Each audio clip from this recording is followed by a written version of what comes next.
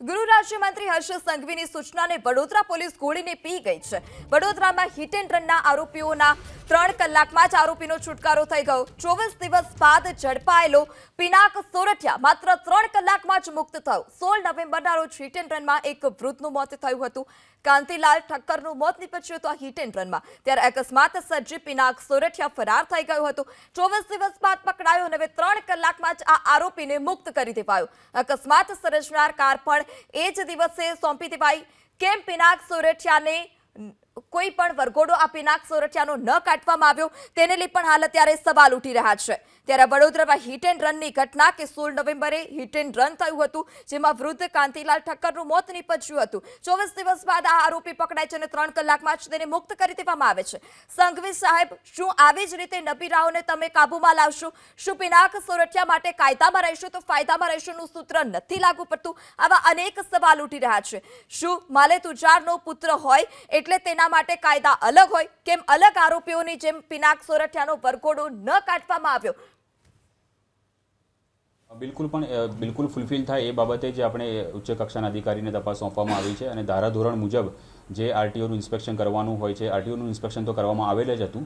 તે ઉપરાંત આપણે હવે એફએસએલનું પરીક્ષણ પણ આપણે કરવા જઈ રહ્યા છીએ। પોલીસ માટે બિલ્ડરનો છોકરો છે કે બીજો કોઈ છે એ મેટર કરતું નથી। પોલીસ નિષ્પક્ષ રીતે તપાસ કરતી હતી, પોલીસ આગળ પણ નિષ્પક્ષ રીતે તપાસ કરશે। પોલીસ માટે એ કોણ છે શું છે મેટર નથી કરતું। તો વ્યવસ્થિત રીતે હવે એસીપી કક્ષાના અધિકારી સારી એવી તપાસ કરી રહ્યા છે અને જે પ્રમાણે નવા ફેક્ટ્સ ફાઇન્ડિંગ આવશે તે પ્રમાણે આગળ કાર્યવાહી જરૂરથી કરવામાં આવશે। તો આપણી સાથે કોંગ્રેસ નેતા અમીબેન રાવત પણ જોડાઈ ચૂક્યા છે। જે અમીબેન, 24 દિવસ બાદ હિટ એન્ડ રનનો આરોપી પકડાય છે અને ફક્ત 3 કલાકમાં જ છૂટી જાય છે, આપની પ્રતિક્રિયા? ગુજરાતમાં કાયદા અને વ્યવસ્થાની પરિસ્થિતિ શું છે અને કેટલું ઇન્ફ્લુઅન્સ છે અને એમાં કેટલું બાયસનેસ છે આના પરથી ખબર પડે છે કે 24 દિવસ સુધી હિટ એન્ડ રન કેસના જે આરોપી છે એમની ધરપકડ નથી થતી। ધરપકડ થાય છે તો જે ત્યાં ઇન્ચાર્જ પોલીસ હોય છે એમની ટ્રાન્સફર થઈ જાય છે અને 3 જ કલાકમાં આરોપી છૂટી બી જાય છે। તો કેટલું બધું ઇન્ફ્લુઅન્સ હેઠળ અને આમાં કેટલું બધું ભ્રષ્ટાચાર અને ભારતીય જનતા પાર્ટીના શાસનમાં કાયદાના વ્યવસ્થાની જે હાલત છે ને પરિસ્થિતિ છે એનું આ એક ઉદાહરણ છે। જ્યારે સામાન્ય કેસીસમાં લોકોને હેલ્મેટ ના પહેર્યું હોય કે ટેલિફોન મોબાઈલ યુઝ કરતા હોય ત્યારે એમના પર મોટા ફાઇન લેવામાં આવે છે ને તેમના અહીંયાથી મેમોસ જતા હોય છે।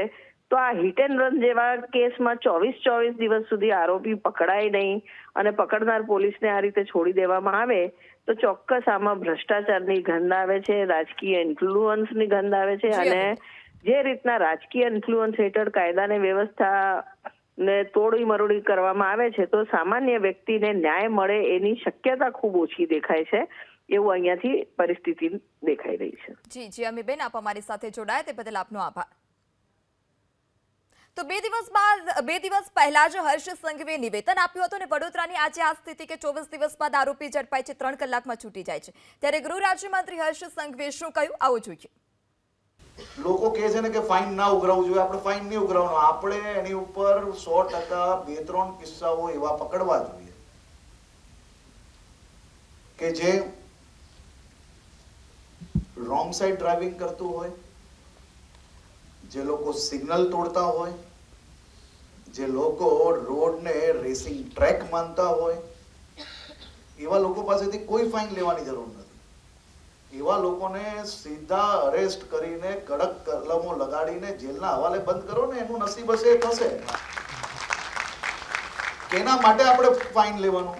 રસીદ ફાડવાની જ નહીં, રસીદ ફાડવાની કોઈ જરૂરત જ નથી। 10 દિવસ તક હાથમાં સ્લેટ પકડાવરાવો એટલે અંદાજો બધાને આવી જશે। 2-4 દિવસ મનીષભાઈને બધા લખશે કડક, કઈ વાંધો નહીં, એ એમનું કામ કરે, આપણે આપણું કામ કરશું। પરંતુ નિયમોનું પાલન કરાવવું હોય તો કડક હાથે કરાવવું ખૂબ જરૂરી છે।